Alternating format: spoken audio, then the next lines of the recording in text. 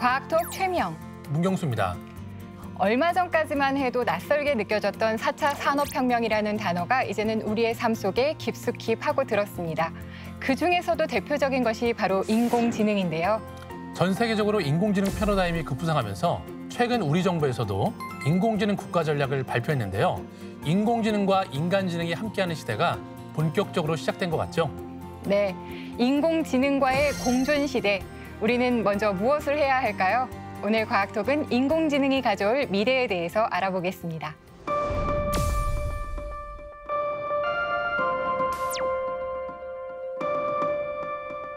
나의 유일한 기능이 나만이 할 수 있었다고 했던 그 기능이 기계에게 대체되는 일이 오지 않을까.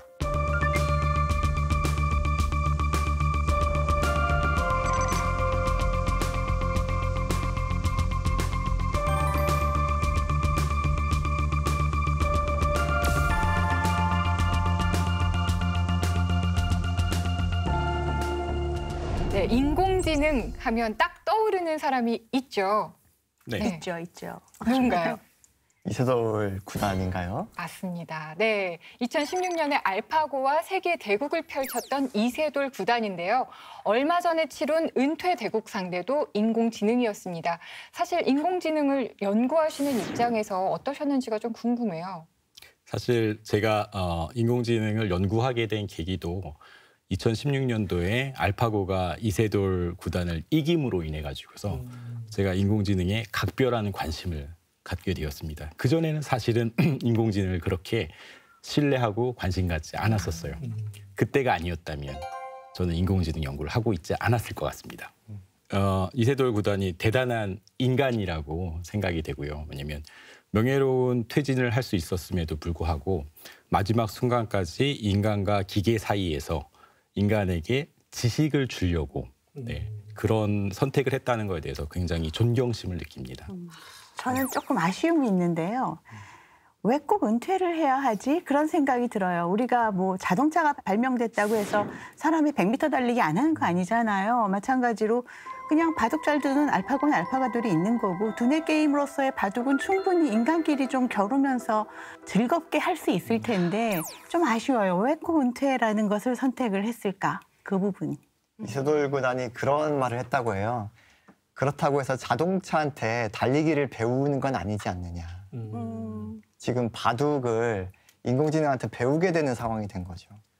네. 프로기사로서 자존심이 상하는 것이 이해가 되는 부분도 있습니다. 이세돌 구단이 굉장히 마음이 좌절스러워서 사실은 은퇴를 한다라고 했는데 사실은 기계에게 배우는 게 사실은 좀 힘들었다라고 얘기를 한 거잖아요. 그러면 사실 그건 우리도 다 마찬가지가 아닐까라는 생각이 들거든요. 굉장히 중요한 이야기인데요. 자신이 평생을 가까웠던 그 능력이 기계에게 대체된다는 거를 목격한다는 것, 전 세계인 앞에서 목격된다는 거는 정말 슬픈 일일 거예요. 근데 이제 그 이후에 모든 사람이 거기에 대해서 한번 질문을 하겠죠. 나의 유일한 기능이 나만이 할 수 있었다고 했던 그 기능이 기계에게 대체되는 일이 오지 않을까라고 생각하게 되는 거죠. 근데 거기에 대해서 저희들은 그럴 수 있다. 그럴 가능성이 많이 높아졌다라는 사실을 이제는 받아들일 수밖에 없는. 그래서 얼마나 많은 인간의 지적 능력이 기계에게 대체될 것이냐를 진지하게 고민해야 되는 시대가 되었습니다. 사실 그동안 아무리 성능이 좋아도 이 컴퓨터나 로봇은 사람이 프로그래밍 한 대로 이렇게 움직였잖아요. 네, 근데 정말 요즘에 인공지능의 모습을 보면 정말 인공지능이 뇌처럼 뭔가 이렇게 스스로 생각을 하고 판단을 하는 그런 경지까지 온 것 같은데 도대체 이 인공지능의 원리가 어떻게 돌아가는 건가요? 인공지능의 원리를 설명할 수 있는 여러 가지 방법이 있을 것 같은데요. 제가 좋아하는 방법은 함수의 비유입니다. 함수? 네. 함수 좋아하시죠? 아니요, 전 정말 싫어합니다. 네. 정석에서 봤던 그 함수 말씀하시는 거 맞죠? 네, 전 싫어해요. y는 fx 그 함수. 문 대장님께서는 함수 좋아하시는 함수 있으신가요? 혹시 뭐 펭수 동생인가요? 펭수 동생인가요? 사실 함수라는 것이 작은 기계입니다. 네, 정보를 다루는 기계였거든요. 그래서 인간은 늘 도구를 만들면서 문명을 발전시켜 왔었어요. 돌도끼에서부터 증기기관, 그리고 전기를 만들었고, 그리고 지금 정보를 다루는 컴퓨터까지 만들었었거든요. 그래서 컴퓨터를 구동하는 가장 작은 요소가 저는 함수라고 생각이 돼요. 사람이 코딩을 했다는 그것이 바로 함수였거든요. 그래서 함수는 사람이 작성하는 영역이었었어요. 그리고 항상 수학적으로 작성을 했었습니다. 잘 알려진 방법이었거든요. 저는 1990년도에 전산과를 입학을 해서 박사를 받을 때까지 10년간 함수 작성법을 공부하다 졸업을 했어요. 존경스럽습니다. 예. 근데 저는 그런 사람이었는데 제가 이제 아까 말씀드린 것처럼 알파고가 이세돌을 이기는 그 순간에 저도 갈등을 한 거죠. 내가 모르는 방법으로 함수를 작성할 수 있다니 그 사실을 느끼게 된 거죠. 그래서 인공지능이라는 것은 바로 사람만이 할 수 있었던 함수 작성을 기계가 할 수 있느냐라는 질문에서 시작한 학문 분야였었어요. 그리고 사실은 컴퓨터의 초창기부터 알란 튜링과 같은 그런 그 선구자들도 사람과 같이 사람의 뇌처럼 동작하는 함수를 만들고 싶었었던 거였거든요. 근데 그 긴 역사가 이제 인공지능 현재를 맞이해서 새로운 국면에 도달한 거죠. 그래서 인공지능이라는 것은 저는 정의하자면은 기계가 함수를 만드는 시대가 되었다라고 정리할 수 있을 것 같아요. 그러면 인공지능이 계속 뭔가 학습한다는 얘기를 많이 쓰는데 네. 그러면 계속 새로운 함수를 만들어낸다라고도 볼 수 있는 맞습니다. 건가요? 네. 정확하게 맞는 거고요. 인공지능의 산출물은 함수입니다. 그럼 도대체 무엇을 먹고 함수를 만들까? 데이터를 먹습니다. 패턴을 먹습니다. 그래서 데이터를 어마어마한 크기의 복잡한 데이터를 받아들여서 이것을 대표할 수 있는 함수를 만들어내는 게 바로 인공지능이 해주는 일이었고요. 사실은 저희는 작은 패턴을 잘 분석하고 이해할 수 있어요. 왜냐하면 저희의 진화의 과정에서 보면 인간에게 패턴을 분석하는 능력은 필수적인 능력이었었거든요. 근데 딱 거기까지였었어요. 작은 범위의 패턴에 대해서만 인간은 다룰 수 있었거든요. 근데 지금 할 수 있는 거는 상상도 못할 어마어마한 크기의 패턴을 다루는 그런 기법이 생겼고 그 패턴에서 함수를 만들 수 있게 되었던 것이죠. 네. 말씀을 들을수록 굉장히 어마어마한 미래가 펼쳐지겠구나라는 생각이 들어서 기대가 되기도 하면서도 사실은 좀 두려운 것도 사실이거든요. 근데 두려운 이유는 무엇일까요? 뭔가 인공지능에게 뭔가 내 일자리를 뺏기지 않을까? 그게 가장 두려운 것 같아요. 네, 그 함수의 기능이 아주 좋아졌을 때 내가 수행하는 기능보다 더 잘하게 되면 역할을 넘겨줘야 되니까 두려운 것이죠. 구글 번역기, 그리고 얼마 전에 나왔는데요. 통역기가 나왔어요. 맞아요. 실시간 통역기. 굉장히 잘하더라고요. 그러면 여태까지는 통역하는 게 굉장히 어려운 일이었고 특수한 분야의 사람들만 할 수 있는 거였는데 지금부터는 안 그렇게 되는 거죠. 그렇죠. 저는 더 놀라웠던 뉴스는 뭐냐면 AI 아나운서가 나온대요. 인공지능 뉴스 앵커 안지아입니다. 저는 실제 사람이 아니고요. 딥러닝 기술로 합성된 인공지능입니다.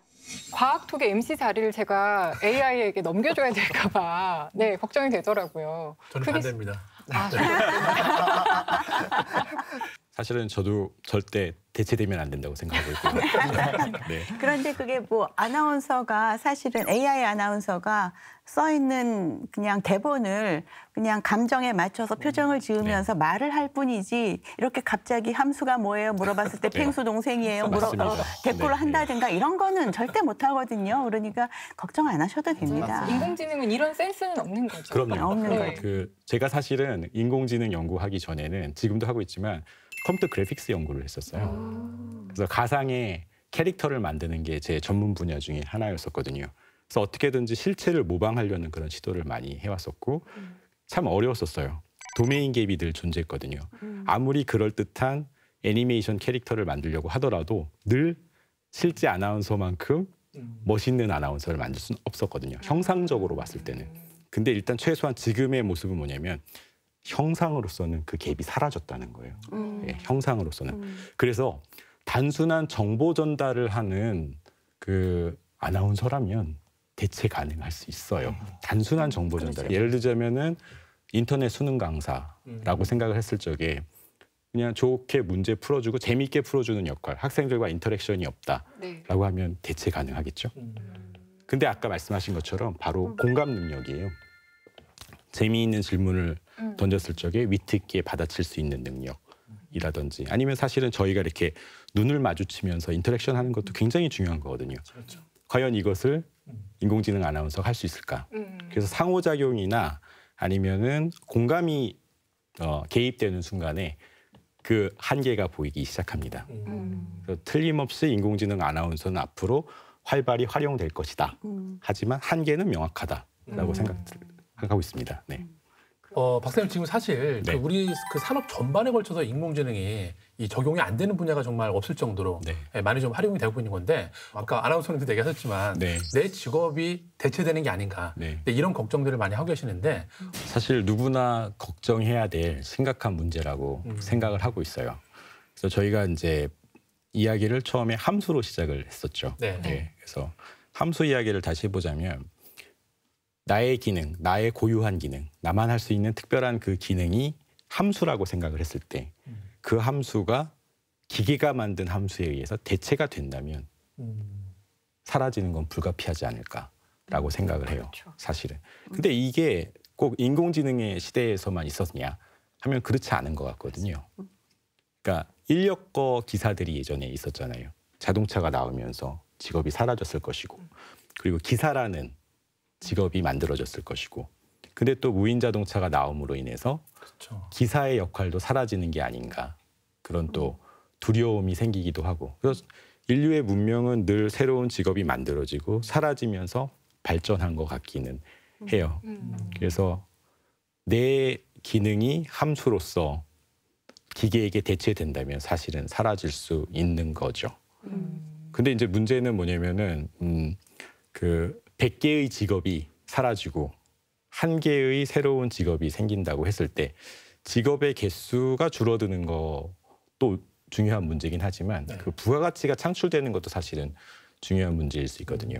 100개의 직업이 100이라는 부가가치를 만들어냈었는데 하나의 직업이 예를 들면 1000이라는 부가가치를 만들어냈다. 예를 들면 인공지능을 활용한 어떤 직업이 1000이라는 부가가치를 만들어내면 사회 전반적으로 보면은 또 긍정적인 효과가 없다고는 말할 수 없잖아요. 근데 문제는 그 창출된 부가가치를 어떻게 분배하느냐에 사실은 문제가 있는 거죠. 그래서 그 1000이라는 새로운 부가가치를 900만큼 많아졌으니까 더 골고루 분배만 할 수 있다면은 모두 다 행복할 수 있겠죠. 근데 생각이 직업이 드네요. 사라질 것이라는 우려를 이제 많은 사람들이 공론화시킨 것이 어떻게 보면 우리가 나버스 포럼이라고 부르는 네. 월드 이코노미 포럼에서 2016년에 Future of Jobs라는 그 리포트를 펴냈어요. 거기에서 분석하기를 앞으로 일자리가 520만 개가 없어질 거다. 그러니까 사람들이 다 화들짝 놀란 거거든요. 그런데 실제로 시간이 가면서 분석을 해보니까 사라지는 일자리는 나쁜 일자리가 사라진다. 너무 힘들고 막 근력을 쓰는 그런 나쁜 일자리는 사라지고 오히려 창조적인 일들, 지적인 일들은 더 많이 늘어나는 것이 또 발견이 됐어요. 그래서 2018년에 똑같은 다보스 포럼에서 The Future of Jobs 리포트를 다시 펴냈는데 그때는 뭐라고 이야기를 했냐면은 5,800만 개의 새로운 직무가 생길 것이다 라고 이야기를 했어요.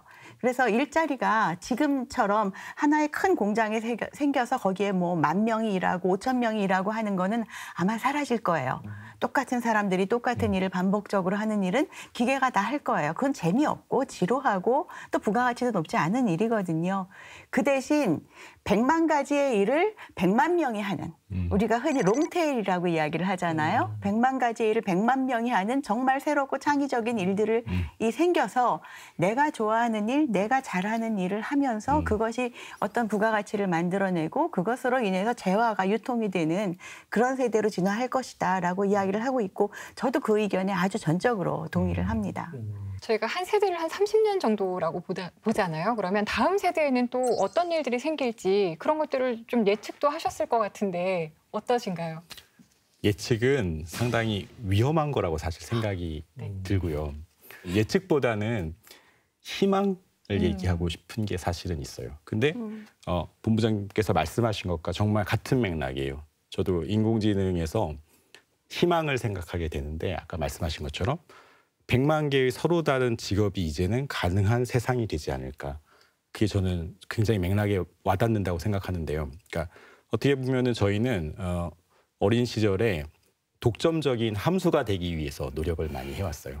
네, 사회에서 인정받는 함수가 되기 위해서 이게 왜 필요한지도 잘 모르겠고 해야 되니까 해서 암기하고 심지어 하기 싫은데도 막 해야 네, 돼. 했었었죠. 맞아요. 예. 근데 지금 인공지능 생기고 나면은 하기 싫은 거는 사실은 인공지능에게 줄 수 있어요. 위임할 수 있어요. 암기도 이제는 더 이상 하지 않아도 되고요. 심지어는 어려운 수학 문제도 잘 풀어줘요. 네. 그러니까 저희는 좀 더 인간이 할 수 있는 어떤 창의적인 일을 하면은 될 것 같고, 그리고 각자가 개인이 다 다르잖아요. 개인이 다 달라도 동작하는 세상이 오지 않을까. 아까 말씀하신 거예요. 그쵸. 저는 100% 동감을 하고요. 또 말씀을 듣고 보니까 또 괜찮을 것 같기도 하네요. 그럼 되게 절망스러운 이야기 하나 해볼까요? 사실 사회가 정말 엄청나게 빠른 속도로 변할 것 같기는 해요. 뭐 직업도 그렇고. 그래서 그렇게 변하는데 그 변한 미래상을 잘 나타내준 영화를 제가 최근에 본 것이 레디 플레이어 원 보셨죠? VR 세계. 네. 그게 보면은 이제 사람들이 현실 도피의 방편으로 VR 세계를 탐닉을 하거든요.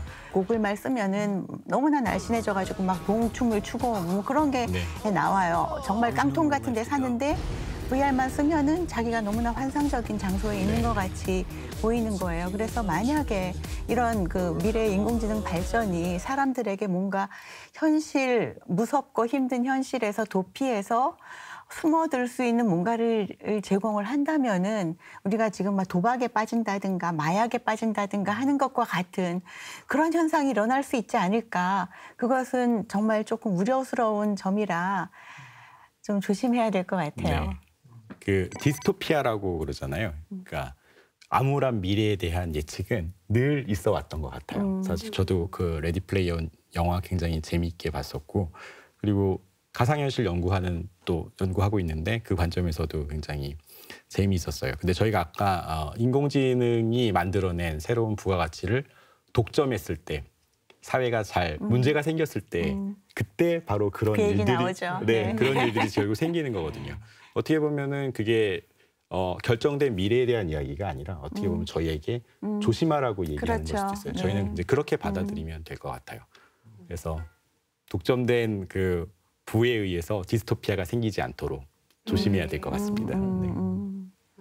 그리고 또 한 가지 또 꼭 짚고 넘어가고 싶은 거는 우리가 지금 독보적인 함수가 되려고 노력을 한다 했잖아요. 지금 어떻게 보면은 우리나라의 유치원부터 대학까지 모든 교육 체제가 그것을 위해서 존재하고 있거든요.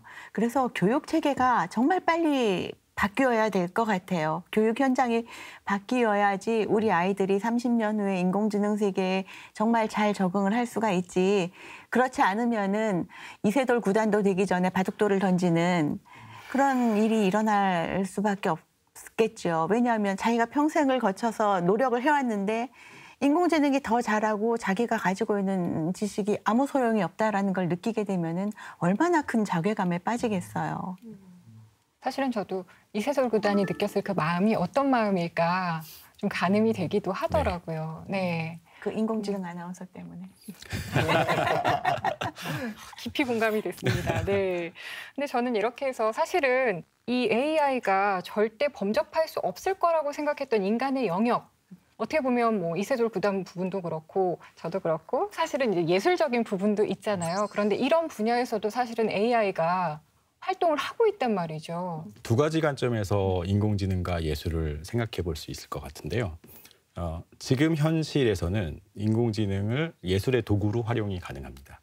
저도 그렇게 쓰고 있고요. 두 번째는 미래의 이야기인데요. 창작 의도를 갖는 인공지능에 관련된 거예요. 그거는 다음 이야기인 거죠. 현재에서는 그 인공지능을 예술의 도구로 써서 멋진 창작품을 만들어내는 거는 충분히 가능하고 그게 예술에서도 충분히 가치가 있다고 생각을 하고 있어요. 그래서 저는 어떻게 생각하냐면은 실제로 화가가 붓과 물감과 캔버스를 처음 만났을 때, 새로운 좋은 캔버스를 만났을 때 그 재료를 마스터하려고 굉장히 노력을 많이 하잖아요. 마찬가지로 인공지능을 저도 도구로 쓰고 있지만 제가 원하는 대로 바로 나오지는 않아요. 그 도구를 마스터하기 위한 노력이 굉장히 많이 필요하거든요. 그리고 그 도구가 만들어낸 결과를 선택하는 것도 또 인간의 역할이에요. 그래서 도구로서의 인공지능을 쓰는 거는 저는 적극 추천드리고 싶고, 그리고 창작의 주체로서의 인공지능은 어떻게 생각하세요? 아직은 네. 어려운 일이지만 만약에 그런 일이 생긴다면 그것 또한 저는 예술이라고 생각을 하고요. 네, 예술의 정의, 우리가 가지고 있는 선입견 다 바뀌겠죠. 그 경기 필하모니 오케스트라가 청소년 음악회를 가졌는데 두 곡을 연주를 했는데 하나는 모차르트가 작곡한 음악이고 또 하나는 인공지능이 작곡한 모차르트풍의 음악을 연주를 했죠. 연주를 하고 인터미션 시간에 어느 게 더 좋았습니까? 1번, 2번. 그래서 이제 스티커를 받았는데 놀라운 결과가 나왔어요. 3명 중에 1명은 모차르트 곡보다 인공지능 곡이 더 아름답다라고 이야기를 했거든요. 3명 중에 1명이 모차르트보다 더 좋다고 말할 수 있는 곡을 작곡을 한다는 거죠. 그러니까 이미 저는 예술 쪽, 특히 음악 미술 쪽은 이미 그만큼 왔다라고 생각을 하고요. 작년에 크리스티 경매에서 인공지능이 그린 렘브란트 풍의 초상화가 무려 5억 원에 낙찰됐다고 합니다. 그 인공지능 나도 좀 갖고 싶으네. 그리게 해서 좀 팔게. 그러니까요. 그 5억 원을 가져간 사람이 있을 거잖아요. 예. 그 사람의 의도로 만든 작품인 거죠. 그렇죠. 컴퓨터가 가져가진 않았을 테니까. 네. 그러니까 어떤 예술의 가치를 절대적으로 막일 수는 없잖아요. 인공지능이 그린 그 5억 원짜리 그림도 저한테 팔면 500원도 안 줄 것 같아요. 별로 안 이뻐요. 제가 보기에는. 그렇죠? 근데 그걸 5억 원을 주고 사가는 사람이 있다는 거죠. 그래서 모든 사람이 공감은 못하겠지만 누군가가 그것을 공감해서 거기에 가치를 부여를 한다면은 그건 그 나름대로 인공지능이 예술가의 역할을 하지 않았을까. 그런 생각이 저는 들어요. 실제 인공지능으로 예술을 하시는 박사님 입장에서 어떻게 생각이 드시나요? 지금 도구로서 현재 쓰고 있고요. 제가 코드로 그린 그림이라는 주제로 3개의 전시를 했고요. 저 그게 너무 궁금한데요. 코드로 그림을 그린다는 게 어떤 의미예요? 코드는 지금 저희가 말씀하고 있었던 함수에 해당해요. 함수가 그림을 그리는 건데 그 함수가 수학적인 함수인 경우도 있고요. 인공지능 함수인 경우도 있어요. 그래서 저는 그 두 가지를 다 사용을 하고 있는 거고요. 그래서 코드로 그림을 그렸다고 했을 때 마치 인간으로서의 주체가 사라지고 모든 거를 컴퓨터가 한 것 같지만 실제로는 그렇지 않습니다. 제가 어떤 재미있는 상상을 해야 되고요. 호기심이 있어야 되는 거예요. 일단 호기심이 있어야 되고 또 어떤 경우가 있냐면은 이 그림을 누구에게 보여주고 싶다는 욕구가 있어야 돼요. 욕망이 있어야 되는 거죠. 모티베이션이 있어야 돼요. 그거로부터 출발하는 거고 그거를 구현하기 위해서 함수를 짭니다. 또는 좋은 함수를 갖다 쓰기도 해요. 인공지능의 도움을 받기도 하고요. 근데 처음부터 좋은 그림이 나오지 않아요. 굉장히 많은 실험을 해야 되는 거고요. 그리고 그 실험을 통해 가지고서 많은 그림 중에서 선택하는 게 제 역할이에요. 저는 그게 굉장히 중요하다고 보거든요.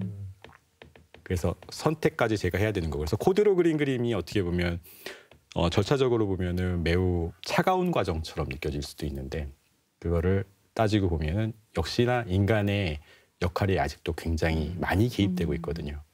그래서 인공지능이 예술을 했다고 그랬을 적에 과연 이 부분에 얼마만큼을 대체를 할 수 있을까? 상상력, 코딩하는 부분, 그다음에 선택하는 부분까지. 사실은 지금은 함수를 만들 수 있게 되었기 때문에 인공지능의 역할이 커지긴 했어요. 근데 상상도 아직 못하고 있고요. 선택도 우리하고는 좀 달라요. 그런 관점에서 인공지능과 예술이라는 것은 그렇게 재미있게 바라볼 수가 있죠. 네. 그러면은 인공지능이 코드를 짜서 그림을 그렸을 때 선택하는 게 박사님의 역할이시라면 그 선택을 제가 하면 그건 제 작품이 되는 건가요? 그렇죠. 그럴 수 있는 거죠. 왜냐하면 그 함수를 공유하실 수 있다면은. 네. 함수 많잖아요. 널려 있는 거 이렇게 가져다가 조합을 하다 쓰면 그려서? 되는 거죠. 예. 그래서 코드가 오픈 소스라고 그래가지고 인터넷에 공개되어 있는 코드들이 굉장히 많이 있어요. 그래서 그 코드를 조금만 배우시면은 아나운서께서도 만들어내실 수가 있어요. 네. 그래서 그렇게 만들어진 그림이 예술이라고 그랬을 적에 누군가에게 공감을 받는다면 예술이 아닐 이유는 전혀 없는 거죠. 그렇죠. 아니 근데 저는 계속 이렇게 얘기를 들으면서도 계속 의심이 드는 부분이 있는 거예요. 아무리 인공지능이 이렇게 모든 걸 다 할 수 있다 할지라도 정말 할 수 없는, 정말 인간만이 할 수 있는 게 있을 거야라는 생각이 계속 들거든요. 혹시 그런 거 있을까요? 네, 결국 공감의 문제인 것 같아요. 아까 인공지능 아나운서 얘기할 적에도 주어져 있는 대본을 인터랙션 없이 일방적으로 전달하는 거는 어쩌면 더 잘할 수 있을지도 몰라요. 하지만 누군가의 마음을 읽어가지고서 그 마음과 공감하면서 어떤 기쁨을 더 증가시킬 수 있고 슬픔을 이끌어낼 수 있는 그런 인터랙션 공감은 상당 기간 힘들지 않을까. 네, 그거는 인간만의 역할이지 않을까라고 생각을 하고 있어요. 그래서 제가 얼마 전에 어떤 그 영상을 하나 봤는데 그 구글에서 만든 서비스인데요. 그 상점에 전화를 하면 인공지능이 그 고객의 멘트를 받아서 응대를 해주더라고요. 네. 근데 그 사람이 말이 영어가 좀 그 어눌하니까 그것까지 맞춰서 네, 좀 속도를 조절해서 대응해 준 걸 봤는데 네. 이런 거는 좀 일정 부분은 공감한다고 볼 수 있는 거 아닌가요? 그렇죠. 공감으로 인식이 됐다면 굉장히 훌륭한 인공지능이겠지만 사실은 그 내부에서는 공감에 대한 것은 어떠한 것도 코딩되어 있지는 않고요. 그 상황이 데이터로 수집이 됐을 거예요. 그러니까 이미 어눌한 그 전화까지도 네. 학습을 했을 것인 거고요. 네. 하지만 역으로 본다면은 공감도 우리가 학습을 통해서 얻어지는 맞습니다. 거잖아요. 네. 공감을 전혀 못하는 사람도 있고 굉장히 공감을 잘해서 다른 사람을 배려하고 이런 사람도 있는데 들여다보면은 어릴 때부터 쭉 자라왔던 환경에서 학습을 그렇게 받은 것이니까 아까 뭐 어눌한 것도 데이터에 의해서 네. 학습을 한 것이다라고 이야기를 하지만 공감도 배울 수 있지 않을까요? 네, 그 공감을 학습하는 데는 몸이 필요하다고 생각해요. 그래서 몸. 그러니까 그게 이제 인공지능에서는 인바디먼트 프로블럼이라고 그래가지고 인공지능이 결국에는 슈퍼 인텔리전스, 초인공지능으로 도달하지 못하는 이유가 몸이 없기 때문이야라고 얘기하는 경우가 있어요. 그래서 결국 궁극적인 공감이라는 거는 접촉, 따뜻함, 실제 몸이 아픈 것, 그렇죠. 엄마와 그렇죠. 아이 사이의 관계라든지 휴먼 터치. 사실 이렇게 했을 때 네. 아파야지 다음에 안 하고 뭐 이런 게 그렇죠. 있는데 네. 인공지능은 아픈 게 없으니까 네. 그럼 확실히 있겠네요. 예. 몸 중요한 것 같아요. 네. 그리고 거기에 더 나아가서 협력하려는 그런 태도. 라든지 희생하려고 하는 그런 태도, 양보하려고 하는 태도를 배울 수 있을까? 또 사실은 중요한 문제라고 생각됩니다. 사실은 이제 아까 이야기를 하실 때 이 인공지능을 통해서 얻어진 부가가치가 사실은 누군가에게 귀속돼서는 안 되고 모든 사람에게 골고루 나눠질 때 이것이 의미를 가질 수 있다 이런 얘기를 하셨거든요. 네, 그런 의미에서 보면 사실은 요즘에 우리나라 정부에서 하고 있는 노력도 저는 좀 주목할 필요가 있을 것 같아요. 네, 맞습니다. 최근에 저희 인공지능 전략이 발표가 네. 되었고요. 굉장히 시적절하게 사실은 조금 더 빨리 나왔으면 좋지 않았을까라는 생각도 들고요. 네, 충분히 정부의 시도를 공감하고 있습니다. 그리고 저희가 사실은 인공지능 면에서 아직은 선도라고 말할 수 없는 상황이에요. IT 강국이라는 얘기는 많이 했었잖아요. 근데 그 IT라는 게 어떻게 보면은 하드웨어, 반도체 생산 잘하고 그다음에 누구보다 빠른 네트워크만이 만들어내고 그런 식의 어떤 인프라적인 측면에서 IT를 앞서간 건 사실인데 저도 사실은 정부 출연 연구소에서 소프트웨어 관련된 일을 하고는 있지만 죄송스럽게도 소프트웨어가 저희가 최강국이라고 얘기하기는 상당히 조심스러운 상황인 것 같아요. 그래서 이번에 우리가 인공지능 전략을 발표했을 때 핵심은 우리가 잘하는 거에 인공지능을 입히자라는 것에 초점을 딱 두신 것 같아요. 그러니까 우리나라 산업 중에서 지금 가장 앞서 나가 있는 게 메모리 반도체잖아요. 그러니까 메모리 반도체에 인공지능을 올려서 뭐 프로세싱 인 메모리 반도체를 가겠다. 라든가 아니면 우리나라 공공 부분에서 지금 세계에서 가장 잘한다고 듣고 있는 게 전자정부거든요. 전자정부는 사실 수준이 굉장히 높아서 항상 유엔에서도 상을 받고 그래요. 근데 그것을 지능형 전자정부로 업그레이드 시키겠다. 그리고 우리나라 둘째 가면 서러운 게 교육열이죠. 그렇죠. 그 교육열을 타고 어릴 때부터 인공지능 활용법을 가르쳐서 인공지능을 가장 잘 쓰는 국민을 만들겠다. 뭐 이런 식으로 지금 잘하는 것에 인공지능을 얹어서 그 분야의 탑을 만들겠다라는 게 이제 국가 전략인 것 같은데 박사님도 말씀하셨지만 연구하는 사람들 입장에서는 그래도 우리나라가 조금 원천 기술, 핵심 기술 쪽에서 세계 탑을 하는 게 있었으면 좋겠다. 거기도 좀 신경을 써주셨으면 좋겠는데 네, 이런 생각을 좀 하고 있고요.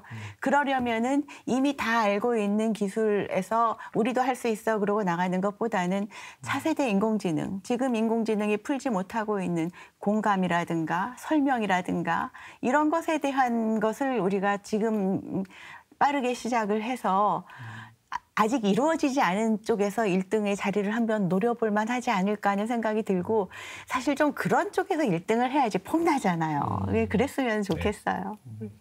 정말 이제 저희가 인공지능과 함께 살아가는 건 이제 거부할 수 없는 운명인 것 같아요. 그러면 어떻게 하면 이 인공지능과 함께 잘 살아갈 것이냐 이 부분에 대해서도 굉장히 고민을 많이 해야 될 것 같거든요. 인공지능 지금 발전하는 단계이기 때문에 사실은 저에게 굉장히 놀라운 효과도 주고 있지만 위험성도 상당히 많은 편이에요. 그래서 인공지능과 공존하기 위해서는 인공지능의 실체를 좀 알아야 되죠. 그러니까 인공지능이 잘하고 있는 걸 정말 알고 있어야 돼요. 또 두 번째는 한계도 알고 있어야 돼요. 아까 인공지능 아나운서에 관련된 이야기를 하면서 그 실체와 가상이 굉장히 거리가 없어졌다고 했잖아요. 네. 그 얘기는 뭐냐면은 가상의 이미지, 가상의 목소리, 요즘 나오는 그 딥페이크 같은 거에 의해서 저희가 속을 수 있다는 거예요. 네.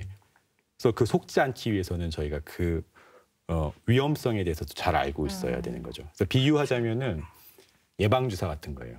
인공지능 예방주사 같은 거를 맞아서 뭔가 문제가 생겼을 때 쉽게 극복할 수 있어야 되는데 지금 누구도 인공지능 백신을 가지고 있지는 않아요. 서로 스스로 공부할 수밖에 없는 그런 상황인 거거든요. 그래서 인공지능의 한계에 대해서 알고 있어야지만 저희가 문제가 생겼을 때 면역도 갖게 될 것 같고, 네.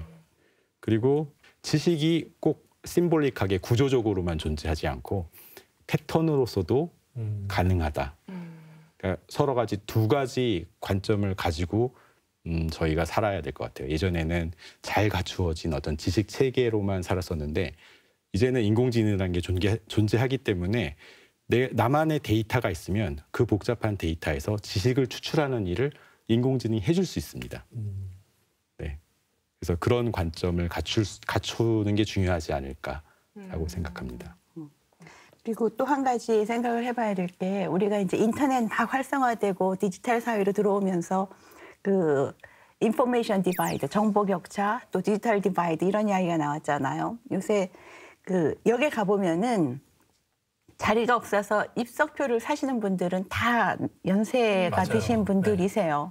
무궁화호 좌석은 전부 다 대학생들이 다 미리 예약을 해서 앉아 있고 나이 드신 분들은 그걸 못 하시거든요. 그런 것이 인공지능이 이제 우리 사회에 깊숙이 들어오게 되면은 필연적으로 그 AI 디바이드 같은 게 나타날 수밖에 네. 없을 것 같아요. 거기에 대해서 정부가 어떻게 그 대응을 하고 준비를 하고 또 사회적으로 교육을 시킬 것인가. 우리가 그 취약계층을 위해서 최저임금을 넣는다든가 기초연금을 설계를 한다든가 하는 것처럼 최소한도로 국민들이 다 누릴 수 있는 인공지능을 어떤 형태로 제공을 해줄 것인가. 그 부분도 좀 같이 고민이 되었으면 좋겠어요. 굉장히 중요한 포인트인 것 같습니다. 저도 그런 분야에서 연구를 할 수 있도록 노력을 해봐야 될 것 같은데요. 또 어떤 인공지능을 저희의 삶에서 만나게 될지가 너무 궁금하고 기대도 되는데요. 앞으로 이런 인공지능을 전공하고 싶은 학생들한테 한마디를 해주신다면요. 네, 저희가 오늘 한 얘기 중에서 크게 함수 얘기를 했었고요. 그리고 패턴과 심볼의 차이에 대해서 이야기를 했었고 또 크게 이야기한 게 공감입니다. 그래서 인공지능 연구자가 되기 위해서 인공지능을 직업으로 삼기 위해 가지고서 공부를 할 때 한 가지 저는 꼭 강조하고 싶은 게 바로 공감 능력을 함께 키워야 되지 않을까라는 것이에요. 그래서 만약에 인공지능이라는 것만 공부를 해가지고 자기가 인공지능을 만들어서 세상에 내보냈을 때 이 녀석이 세상에다가 어떤 일을 하고 있는지를 그 의미를 파악하지 못한다면 얼마나 큰 문제가 되겠습니까? 그래서 진정한 인공지능 연구자는 반드시 인간에 대해서 더 잘 알아야 된다. 그 소양을 더 키워야 된다. 맞습니다. 그리고 그게 가능한 시대가 된 게 아까 말씀드린 것처럼 이제는 암기를 안 해도 되니까 암기할 시간에 시간에. 더 많은 책을 읽고 더 재미있게 놀고 남의 고통도 느낄 수 있도록 하고 통역도 이제는 인공지능이 해주니까 너무 좋네요. 영어를 가르치시는 분들께는 죄송한 얘기가 될 수도 있겠지만 그 시간에 피아노를 또 배울 수도 있는 거고. 네. 그래서 그런 식의 공감 능력을 키우는 게 굉장히 중요할 것 같고 또 두 번째는 인공지능은 소프트웨어만의 영역이 절대 아니에요.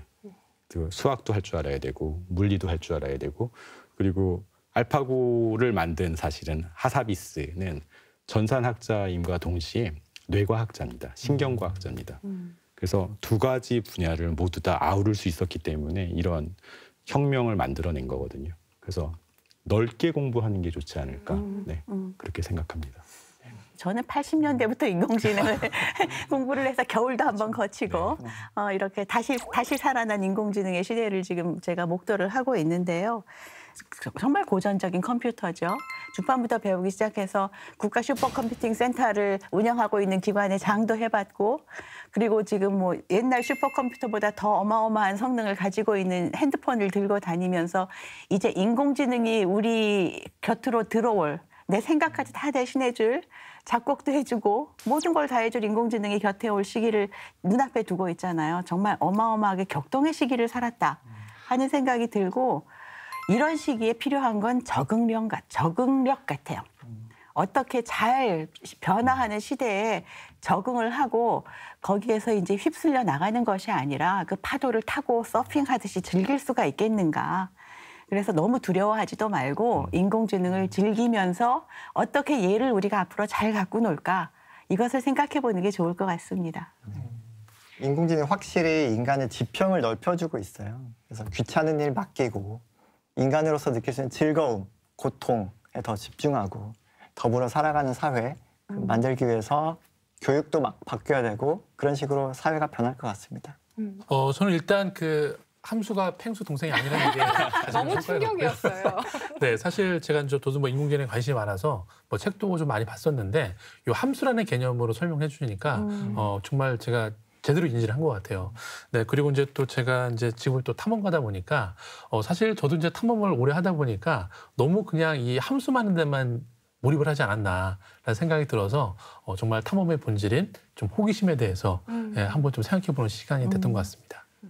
함수로 시작을 했기 때문에 그래서 돌직구로 시작을 하느냐 아니면 돌아가느냐 생각을 했었는데 그래도 그 실체를 정확하게 이해하기 위해서 어려우실 수도 있겠지만 함수로 제가 최대한 쉽게 설명을 해보려고 노력을 드렸고요. 그리고 제 키워드는 오늘은 공감입니다. 사실은 네. 제대로 된 인공지능을 만들기 위해서는 공감의 메시지를 드리고 싶었습니다. 네, 오늘 말씀 감사합니다. 네. 과학과 국민이 소통하는 시간 과학톡이었습니다. 시청해주신 여러분 고맙습니다.